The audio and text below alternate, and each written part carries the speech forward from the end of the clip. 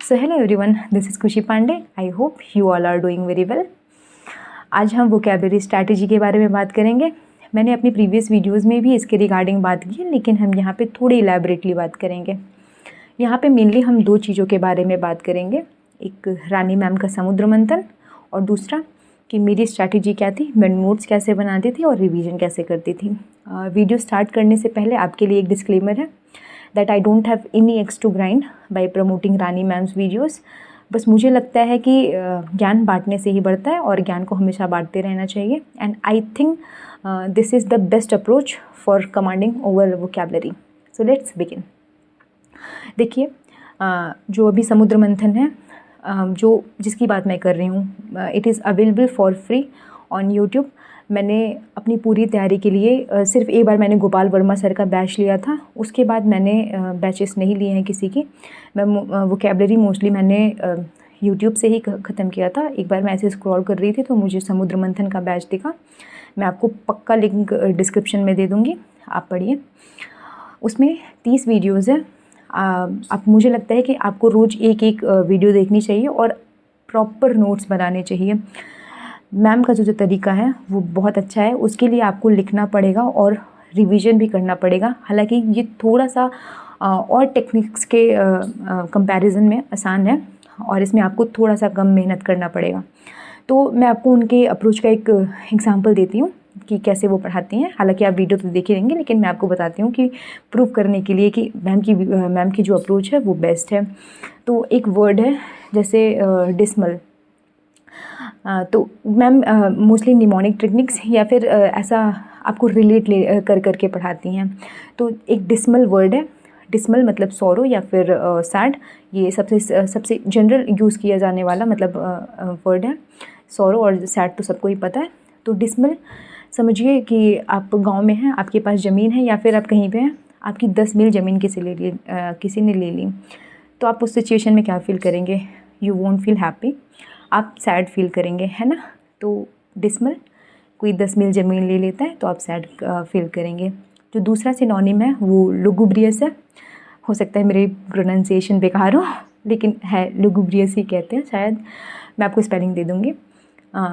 इसमें क्या होगा कि समझिए किसी की लुगाई भाग गई। अब किसी की लुगाई भाग गई है तो वो बेचारा सैड तो रहेगा ही ना, तो सैड। एंड थर्ड इज़ वो भी गॉन। स्पेलिंग दे दूँगी मैं। वो भी गॉन, वो भी चली गई। अब मतलब वैसे तो सारी चली ही जाती थी, लेकिन अब वो भी चली गई तो बहुत ऐसा ना सैड सिचुएशन है। तो आप ऐसे कनेक्ट करके, ऐसे रिलेट करके अगर आप पढ़ेंगे तो आपके लिए ये बहुत इन्जॉयफुल चीज़ हो जाएगी। आप बिल्कुल भी ऐसे बोर्ड नहीं फील होंगे। और अगर आप समुद्र मंथन को PYQ मतलब जितने भी प्रीवियस ईयर में जितने भी वोकैबुलरीज आए हैं, अगर आप उनके साथ पेयर करते हैं तो that will be cherry on top. दिख रहा है अंग्रेजी? तो ये हो गई मैम की बात। आप इसको रोज़ अभी 30 वीडियोज़ है। अच्छा, अगर आप कोई और बैच कर रहे हो तो करिए, लेकिन प्लीज़ मेरी बात मान के भाई मुझे 90 नंबर मिले हैं इंग्लिश में, 90 से ऊपर मतलब 93 मार्क्स मिले हैं। प्लीज़ एक बार मेरी बात मान के 10 दिन के लिए, प्लीज़ 10 दिन के लिए ही कर लीजिए, आपको फ़र्क समझ में आएगा। और इसके साथ आप प्रीवियस ईयर के जितने भी रिसेंट एग्ज़ाम्स में वोकैबुलरी आए हैं उसको करते रहिए। अब मेरी स्ट्रैटेजी क्या थी?